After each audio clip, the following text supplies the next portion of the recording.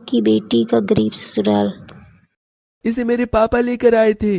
मैंने कहा ना, इस बॉल से मैं ही खेलूंगी। बच्चों, ऐसे लड़ते नहीं। अगर तुम दोनों ऐसे लड़ाई करोगे तो मैंने जो कपकेक बनाए हैं वो मैं तुम्हें नहीं दूंगी। सॉरी आंटी, अब हम लोग नहीं लड़ेंगे।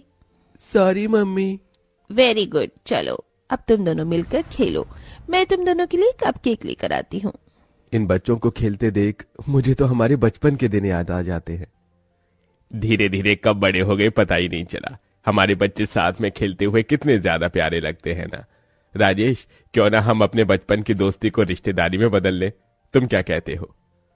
सच कहूं तो जितेंद्र, तुमने तो मेरे दिल की बात कह दी। मैं भी कब से तुमसे यही बात करना चाहता था। तो अब तय हुआ, जब हमारे बच्चे बड़े हो जाएंगे तो हम इनकी शादी करेंगे। इतना कहकर बचपन के दोस्त राजेश और जितेंद्र एक दूसरे के गले मिलते हैं। राजेश और जितेंद्र शहर के सबसे बड़े बिजनेसमैन थे। इन दोनों का घर किसी महलों से कम नहीं था। अपनी दोस्ती को रिश्तेदारी में बदलने के लिए दोनों अपने बच्चों का रिश्ता तय कर देते हैं।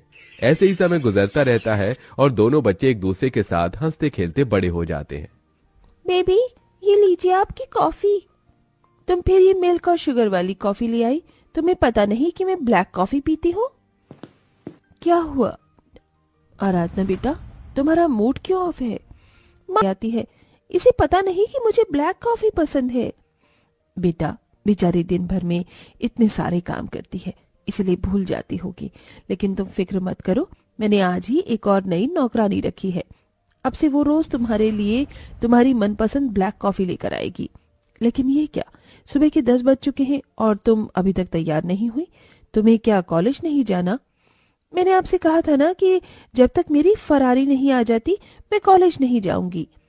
ऐसा कभी हो सकता है कि हमारी प्यारी बिटिया रानी ने हमसे कुछ बोला हो और हमने उससे नाला कर दिया हो? तुम्हें जो फरारी चाहिए थी वो फरारी कब की आ चुकी है और नीचे कब से तुम्हारा इंतजार कर रही है। मम्मी सच्ची, डैड ने मेरे लिए मेरी मनपसंद फरारी मंगवा दी। आप दोनों वर्ल्ड की बेस्ट मम्मी और डैडी हो। I just love you. I love you too my princess. चलो हम जल्दी से तैयार हो जाओ। आराधना जल्दी से उठती है और तैयार होकर सीधा अपनी फरारी में बैठती है। लेकिन आराधना कॉलेज जाने की बजाय एक पार्क के सामने जाकर आज फिर से मैं आने में लेट हो गई। प्रिंसेस आराधना, इसमें कौन सी नई बात है? ये तो आपको रोज का काम है। सॉरी बाबा, आप कितना गुस्सा करोगे? प्लीज मुझे माफ कर दो। सॉरी। ठीक है, माफ किया, लेकिन अगली बार से लेट मत होना।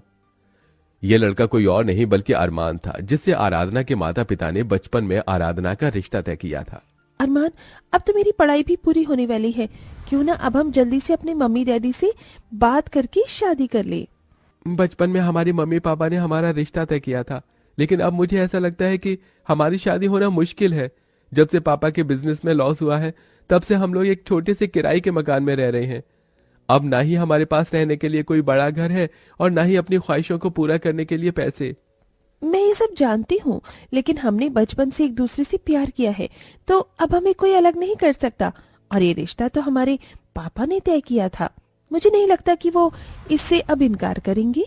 जहां अरमान और आराधना के बचपन की दोस्ती प्यार के रिश्ते में बदल गई थी और दोनों एक दूसरे के बिना नहीं रह सकते थे, वहीं अब तो आराधना की भी पढ़ाई पूरी होने वाली है, तो क्यों ना अब आप राजेश भाई साहब से बात करके बच्चों की शादी का मुहूर्त निकलवाइए। मैं तो कब से ये सोच रहा था, मैं कल ही जाकर राजेश से बच्चों की शादी का मुहूर्त निकलवाता हूँ। अगले दिन होते ही जितेंद्र अपने बचपन के दोस्त राजेश के घर जाता है। राजेश, कैसा है तू? अरे ठीक हूँ, लेकिन तू यहाँ क्या कर रहा है? भूल गया, बचपन में हम दोनों ने अपने बच्चों का रिश्ता तय किया था। अब उन दोनों की उम्र शादी लायक हो चुकी है। अब बता, कब भेज रहा है अपनी बेटी को मेरे घर की बहू बनाकर? मेरी बेटी तेरे घर की बहू बनेगी, भूल मत। ये रिश्ता मैंने तब तय किया था जब तू मेरी तरह अमीर था। अब तो मेरे घर के नौकर से भी ज्यादा गरीब है। तुझे क्या लगता है अब मैं ये रिश्ता कर दूंगा? राजेश की बात सुन जितेंद्र का दिल टूट जाता है। वहीं आराधना को जैसे ही ये बात पता चलती है। मम्मी पापा, मैं अरमान से प्यार करती हूँ और उससे शादी करना चाहती हूँ। आपने ही तो बचपन में मेरा रिश्ता अरमान से तय किया था, तो अब क्या प्रॉब्लम है? तू कहीं पागल तो नहीं हो गई है? पहले की बात अलग थी, जब वो लोग हमारी तरह अमीर थे, लेकिन अब वो लोग बहुत गरीब हैं। मैंने अरमान से प्यार किया है। मैं उसके साथ में सूखी रोटी खाकर भी जिंदगी गुजार सकती हूँ। तुझे उससे शादी करनी है तो हमसे सारे रिश्ते नाते तोड़ने होंगे। गरीबी की ठोकर लगकर यह जमीन पर गिरेगी ना, तो तब जाकर इसे अपनी गलती का एहसास होगा। आराधना अपने माँ बाप से रिश्ता तोड़कर अरमान के पास चली जाती है, जिसके बाद अरमान और आराधना मंदिर में शादी कर लेते हैं। आराधना बहू, हम गरीब जरूर हैं, लेकिन हम तुझे कभी भी अपने माँ बाप की कमी महसूस नहीं होने देंगे। आज के बाद हम तेरे माँ बाप हैं और तू हमारी बेटी। एक बहू के लिए इससे बड़ी और क्या बात हो सकती है, जब उसकी सास ससुर उसे अपनी बहू नहीं बल्कि बेटी समझे। आराधना ने अपने प्यार के लिए सब कुछ कुर्बान कर दिया था, लेकिन उसे यह नहीं पता था कि एक गरीब की जिंदगी जीना कितना मुश्किल होगा। ये चूल्हा क्या है? कब से कोशिश कर रही हूँ लेकिन जल ही नहीं रहा। खास खास कर मेरे सीने में दर्द शुरू हो गया है। आराधना बहू, तू यहाँ चूल्हे के पास क्या कर रही है? माँ जी, आज मेरी पहली रसोई की रस्म है, इसलिए मैं आप सब लोगों के लिए खीर बना रही थी। लेकिन देखिए ना, ये चूल्हा तो जल ही नहीं रहा। जरा अपनी हालत तो देख, खास खास कर तेरी क्या हालत हो गई है। तू जा, मैं तेरे लिए खीर बना देती हूँ। दीप और उसे अपने हाथों से खिलाती है। समय बीतने के साथ साथ आराधना अपनी सास को देख रेख कर धीरे धीरे घर के कामों को जान रही थी, और अब बेचारी भी घर के कामों को करने की कोशिश करती है। इस गोबर में से कितनी ज्यादा गंदी बदबू आ रही है, लेकिन मुझे ये उपले तो बनाने ही होंगे। आराधना नाक पर कपड़ा बांधकर गोबर से उपले बनाती है। अब आराधना जैसे ही घर के अंदर जाने लगती है कि तभी गोबर पर पैर रखने की वजह से फिसलकर सीधा नीचे गिर जाती है। आराधना के चिल्लाने की आवाज सुन दीप्ति और जितेंद्र भी वहां जाते हैं। मेरी कमर। अरे क्या हुआ आराधना बहू, तू ठीक तो है ना?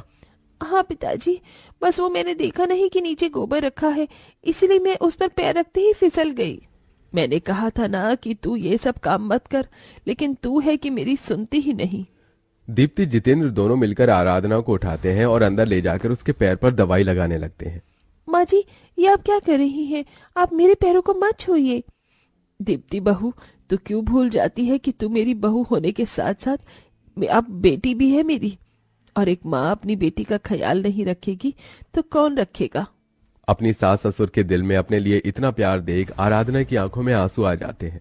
ऐसे ही समय गुजरता रहता है और एक दिन लगता है मुझे जिंदगी भर मेहनत मजदूरी ही करनी पड़ेगी।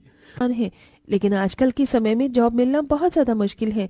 आजकल तो बस अपना बिजनेस ही सबसे अच्छा काम है। तो क्यों ना हम लोग भी एक बिजनेस शुरू करें? आजकल फूड ब्राइटनेस बहुत ज्यादा अच्छा चल रहा है। ऊपर से माँ जी तो इतना अच्छा खाना बनाती हैं।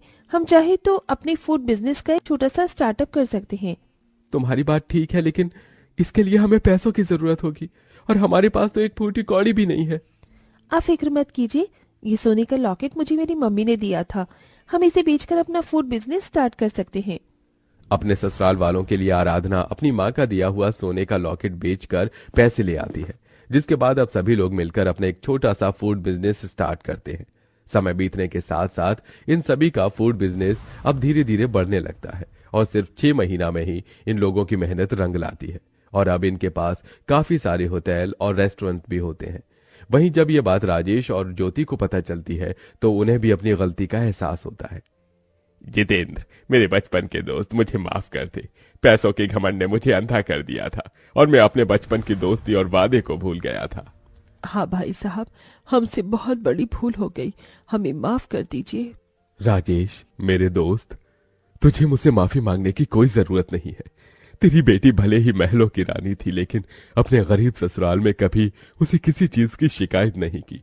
आज जो ये सब कुछ पहले की तरह हो पाया है, ये सब सिर्फ आराधना की वजह से हुआ है। अगर आराधना नहीं होती तो हम लोग अभी भी उस गरीबी में ही जी रहे होते। दीप्ति और जितेंद्र की बात सुन राजेश और ज्योति को आराधना पर बहुत गर्व होता है, जिसके बाद आराधना का अपने